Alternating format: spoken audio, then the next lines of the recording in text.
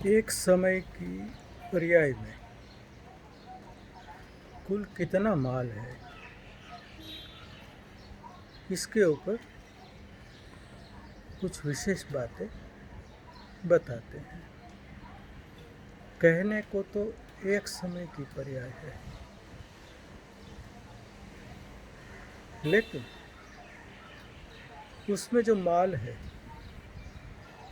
या माल का अर्थ एक समय की पर्याय के विभाग प्रतिच्छेद लेने। तो एक समय की पर्याय में जो विभाग प्रतिच्छेद है वही पर्याय की आत्मा है। उस पर्याय की आत्मा में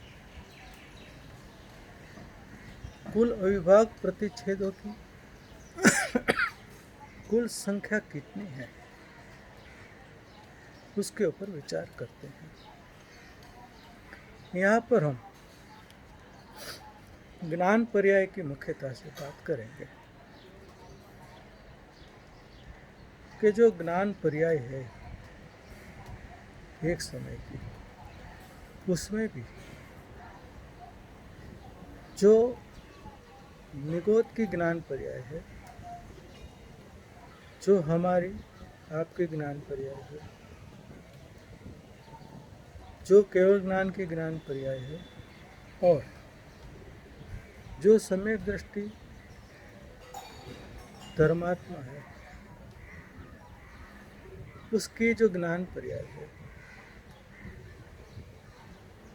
चतुर्थ गुणस्थानवर्ती ज्ञानी महात्मा की जो वर्तमान एक समय की ज्ञान पर्याय है, उसमें कितना माल है, इसके ऊपर थोड़ी चर्चा करते हैं। विषय सूक्ष्म है, लेकिन समझ में न आवे ऐसा नहीं है।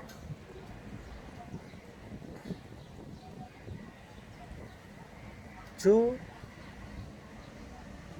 निगोद का जीव है उसकी जो एक समय की जो पर्याय है, उस पर्याय में इतने विभाग प्रतिच्छेद है कि जानकर आप हैरान हो जाएंगे कि विश्व में संसारियों से जितनी आत्मा है जो अक्षय अनंत है, वो तो उसके कोने के न जाने कितने कोने में पड़ी है। यानी वो उसमें इतना माल है, वो तो छोड़ो, जो उद्गल द्रव्य है वो भी उसके एक कोने में पड़ा है।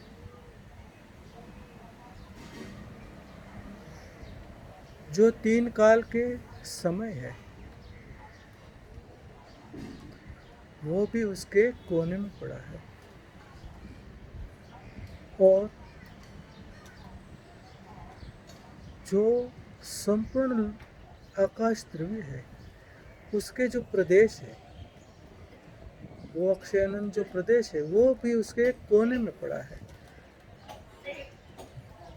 और तो और धर्म द्रव्य अधर्म द्रव्य के जो अगुरु लघु गुण है उसके जो अविभाग प्रतिच्छेद है वो भी उसके कोने में पड़ा है।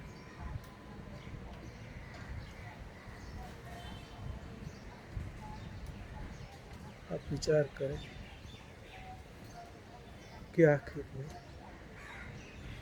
ये निगोद की एक समय की ज्ञान की पर्याय में कितने विभाग प्रतिच्छेद है कि जिसके कोने में ये सब पड़े हैं। इसे थोड़ा और समझने का प्रयास करते हैं। जैसे विश्व में अक्षय अनंत आत्माएं हैं, इसमें सिद्ध और संसारी सब ले लेना। चार गति के सारे जीव और सिद्ध परमात्मा, ये सब आत्माएं अक्षय अनंत है। अब उस अक्षय अनंत जो आत्मा है उसका एक वर्ग करो, फिर पुनः जो आया उसका दूसरा वर्ग करो, फिर जो उत्तर आया उसका तीसरा वर्ग करो। ऐसे ऐसे अक्षय अनंत जीव राशि के अनंत वर्ग करते चले जाओ। अनंत अनंत अनंत अनंत अनंत ऐसे करते ही चले जाओ। ऐसे करते करते आपको पुद्गल राशि की संख्या की प्राप्ति होती है। अब जो पुद्गल राशि आई उसके सामने जीव तो कुछ भी नहीं है। कितना बड़ा पुद्गल है, उसकी संख्या कितनी बड़ी है कि समस्त अनंत पुद्गल राशि जो आई उस पुद्गल राशि के एक कोने में हमारी समस्त जीव राशि पड़ी है। अब आगे चलते हैं।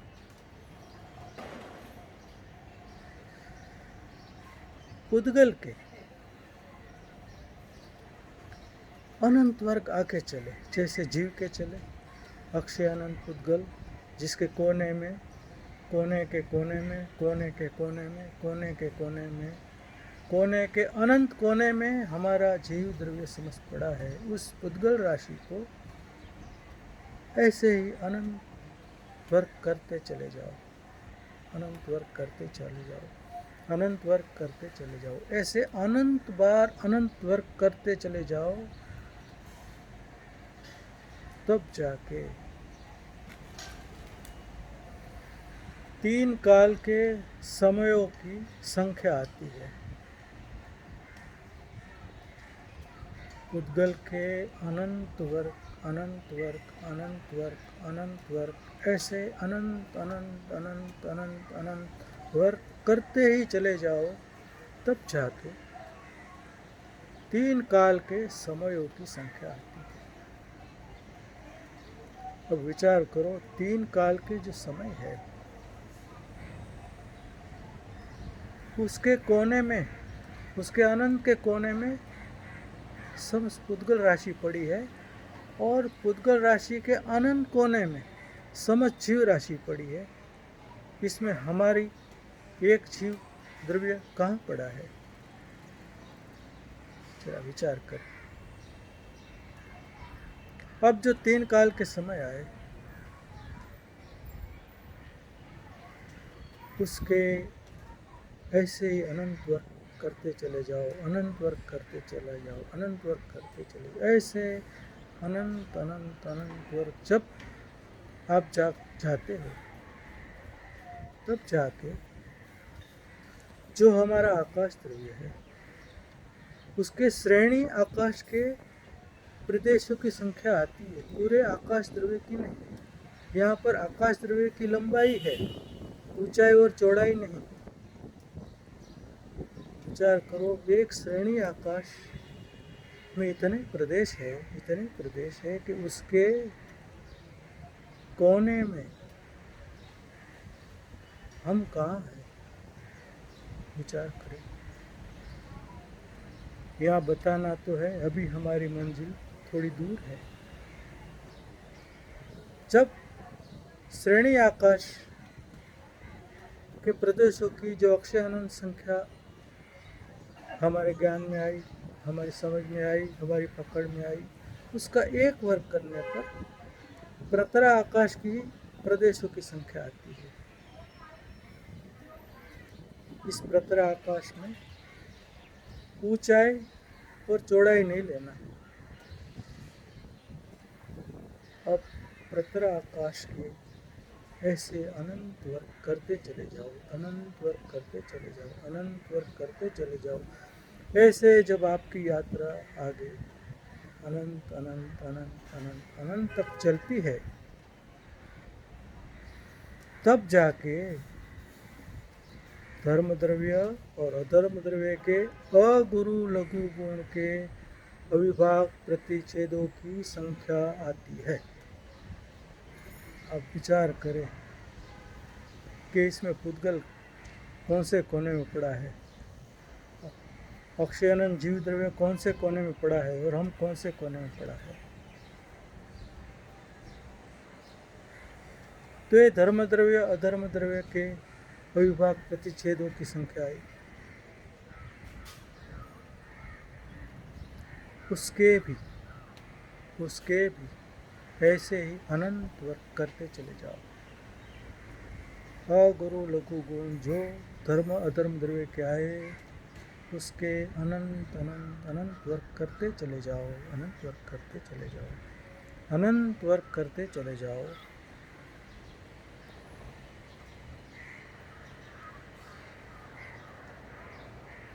तब जाके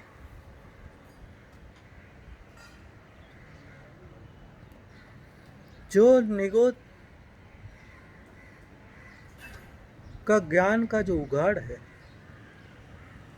उस ज्ञान के उगाड़ के अविभाग प्रतिच्छेदों की संख्या आती है। आप विचार करें कि वो कितने विभाग प्रतिच्छेद है, कि उस अविभाग प्रतिच्छेद में धर्माधर्म द्रव्य के विभाग प्रतिच्छेद एक कोने में पड़ा है, वो भी अनंत अनंत अनंत अनंत अनंत अनंत अनंत के एक कोने में पड़ा है। उसके अनंत अनंत अनंत अनंत के कोने में आकाश के प्रदेश पड़े हैं, उसके कोने कोने कोने कोने कोने अनंत कोने में 3 काल के समय पड़े हैं, उसके भी अनंत अनंत अनंत अनंत अनंत अनंत अनंत कोने में पुद्गल राशि पड़ी है, उसके भी अनंत अनंत अनंत अनंत अनंत कोने में समस्त जीव राशि अक्षय अनंत है वो पड़ी है। तो ये ज्ञान का जो उगाड़ ज्ञान है, उस उगाड़ ज्ञान में निगोद की बात हो रही है, जिससे अक्षर के अनंत भाग बताया है। उस अक्षर के अनंत भाग ज्ञान के उगाड़ में इतना माल है, इतना माल है, इतना ज्ञान के अविभाग प्रतिच्छेद का इतना उगाड़ है, इतना उगाड़ है कि उस उगाड़ में समस्त जीव राशि दिखाई नहीं देती है, दूर दूर तक दिखाई नहीं देती है, क्योंकि वो न जाने कितने ही अनंत अनंत अनंत अनंत अनंत अनंत के कोने में पड़ी है। अब विचार करें, जब ये ज्ञान पर्याय जो है निगोद के जीव की, उस ज्ञान पर्याय में इतना माल है, इतना माल है, इतना माल है, उसके अनंत वर्ग आगे जाने पर, उसके अनंत अनंत अनंत अनंत अनंत अनंत अनंत अनंत अनंत अनंत वर्ग आगे जाने पर जो क्षायिक सम्यक दर्शन है, उस क्षायिक सम्यक दर्शन के अविभाग प्रतिच्छेद की संख्या आती है। और उसके भी अनंत अनंत अनंत अनंत अनंत अनंत अनंत अनंत अनंत न जाने कितने ही अनंत वर्ग आगे जाने पर केवल ज्ञान के कुल अविभाग प्रतिच्छेद की संख्या आती है। उस केवल ज्ञान के अविभाग प्रतिच्छेद के आगे जो हमने जो बातें बताई वो सब कहाँ पड़े हैं। विचार करें कि एक समय के ज्ञान पर्याय में कुल कितना माल है। अब हमारा आपका जो ज्ञान है और जब उस ज्ञान पर्याय में उसकी स्वच्छत्व में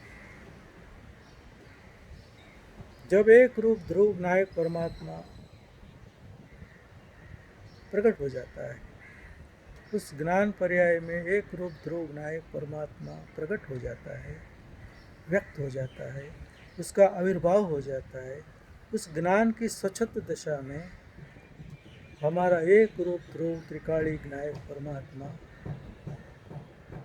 प्रकट हो जाता है, व्यक्त हो जाता है।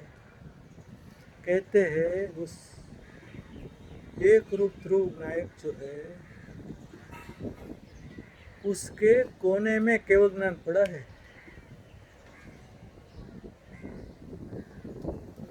केवल ज्ञान उसका अंश भी नहीं है। ये जो ध्रुव त्रिकाली निरावरण एक रूप विनायक परमात्मा है, ये जो एक रूप त्रिकाली ध्रुव विनायक परमात्मा है, जो त्रिकाल निरावरण है, जो परिपूर्ण है, जो नित्य उद्योत रूप निरंतर जागती ज्योति है,